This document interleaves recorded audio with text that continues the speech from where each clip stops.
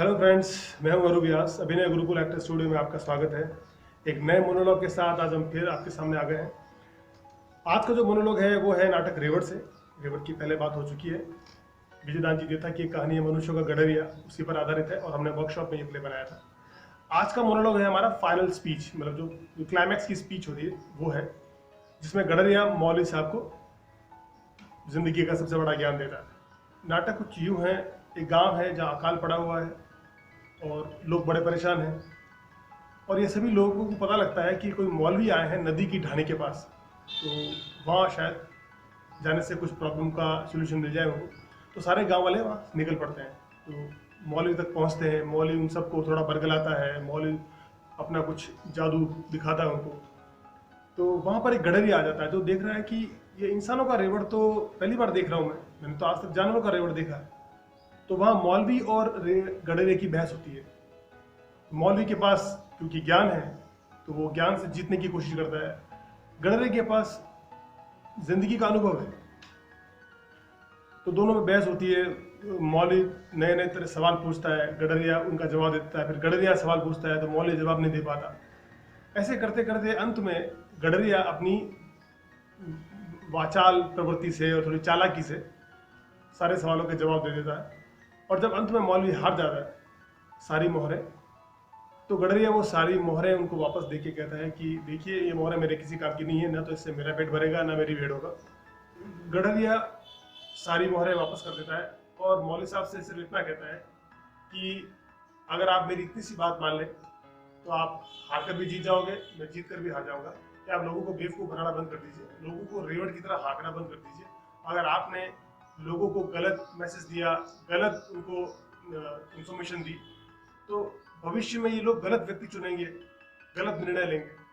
तो ऐसा मत करिए। इतना कहकर गडरिया फिर से अपनी भेड़ें चलाता हुआ वहां से चला जाता है। हमारा मोनोलॉग उसी क्लाइमैक्स की स्पीच है जहाँ पे गडरिया मौलवी साहब को ये अंतिम बात कहता है। तो आइए देखते हैं मेरे मोनोलॉग सीरीज में आज का ये मोनोलॉग ईशान पुरोहित से।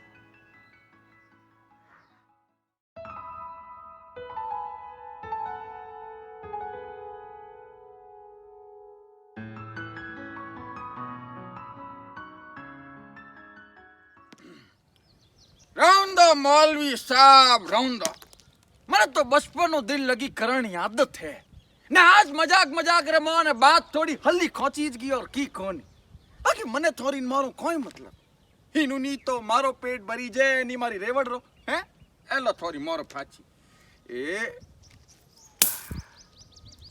अबे तो ठीक है। बस मौलवी साहब थे तो मारा इतो मौन राख लो के रेवड़ तो भेड़ो रही छोको लागे मिनखोरो नहीं। अरे मिनखो रेवड़ भुंडो तो लागे ही जे।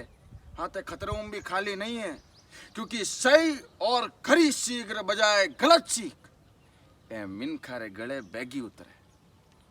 वाह योरो विवेक चढ़ जाए।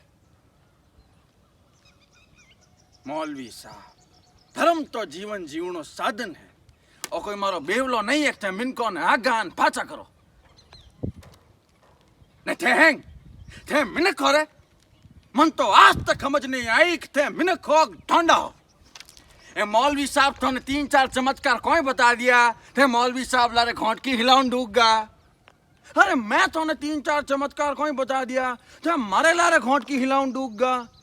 अरे कल तो मारू मोटो कोई तीजो चमत्कारी आन तो ने 3-4 चमत्कार बड़े बता दी तो उन लारे भी घोंट की हिलाओ।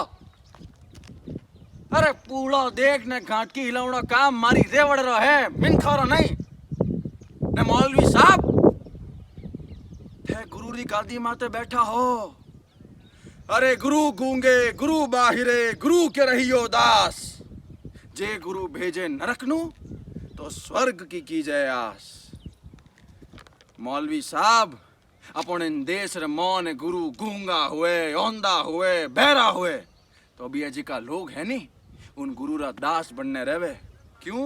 क्योंकि उन्हें विश्वास है कि गुरु उन्हें नरक रे मौन भी भेजे लानी तो भी उन्हें स्वर्ग मिलेला स्वर्ग। और एडी गुरु री पवित्र गादी माते बैठने इन भोली भाली जनता ने धर्म ने अंधविश्वास रो पूरो नौकड़ो बंद कर दो। अरे हरे पूड़े रे चक्कर रे मोने आ पूरी मिनक जात एक गलत राजो चुनेला और एक गलत भविष्य। आ इतनी बात थे समझ गा नहीं मौलवी साहब, थे हारने भी जीत गा, मैं जीतने भी हार गो।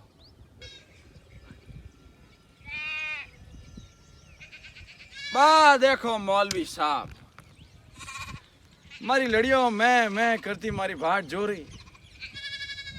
मैं आज तक कोई उम्मीद आगो नहीं रहो जीतो आज रहो, सिर्फ थोड़ लोगों की वजह से। इन वास्ते में मैंने जाऊनी इजाजत दो, नैनो मुंडो मोटी बात कर दी हूँ तो मैंने माफ कर जो। तो हैंगो ने हजार हजार रोम रोम ने लाख लाख सलाम जाऊं मैं।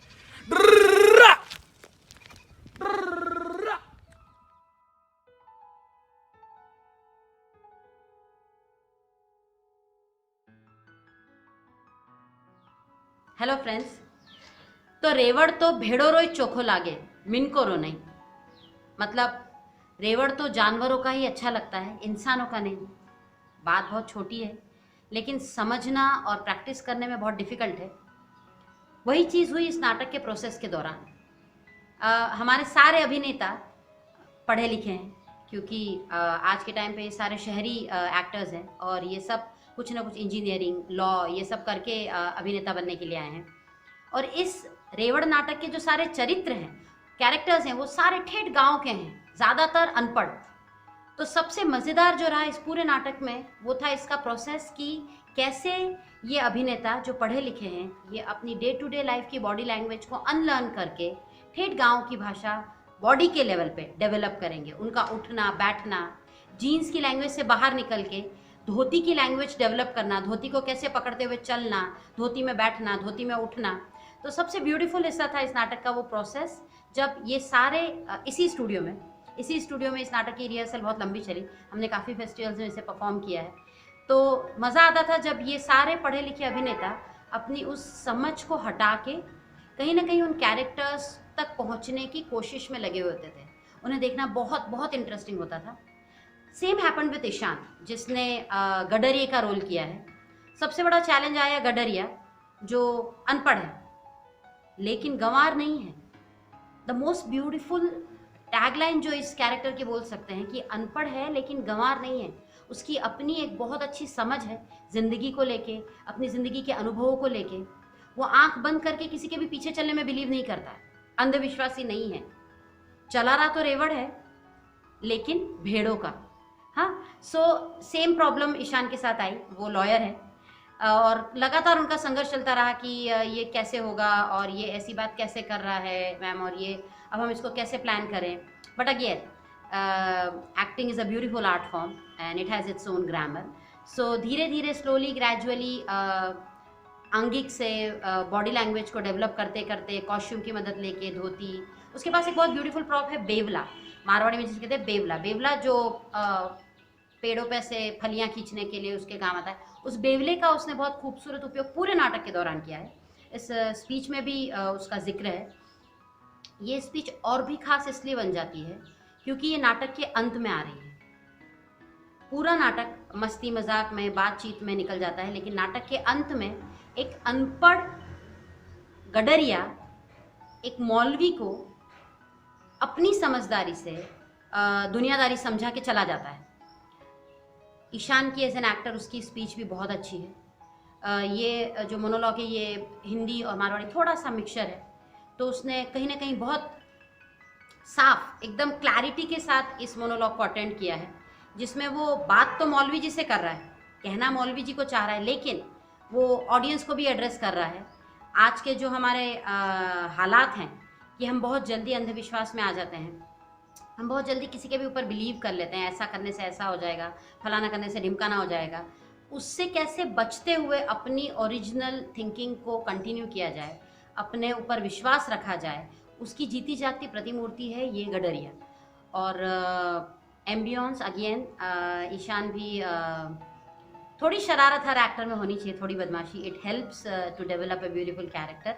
अगेन जब उन्हें वो घर में कंफर्टेबल फील नहीं कर रहे थे कि ये मोनोलॉग अब मैं घर में कैसे शूट करके भेजूँ, वो तो दिन भर बाहर रहता है गडरिया। तो फॉर्चुनेटली जोधपुर में अभी भी बहुत खूबसूरत जगहें घरों के आसपास है तो उसे भी ये ओपन स्पेस अपने घर के पास मिला and he decided to shoot it there, और उसने वहाँ उस खुली जगह में ये मोनोलॉग परफॉर्म किया है। तो कहीं ना कहीं body language, beautiful strong speech pattern, बहुत ही जो इंस्पायरिंग हो, जो मोटिवेटिंग हो, जो पूरे प्ले के एक मैसेज के रूप में, जो राइटर डायरेक्टर कहना चाह रहे हैं मैसेज के रूप में बाहर आए, उसको ध्यान में रखते हुए ईशान ने काम किया है। तो एक बार फिर से रेवड़ तो जानवरों का ही अच्छा लगता है, इंसानों का नहीं। इसी के साथ हम फिर मिलेंगे एक नए नाटक के साथ, एक नए परफॉर्मर के साथ, एक नए मोनोलॉग में, मेरे मोनोलॉग। C you soon.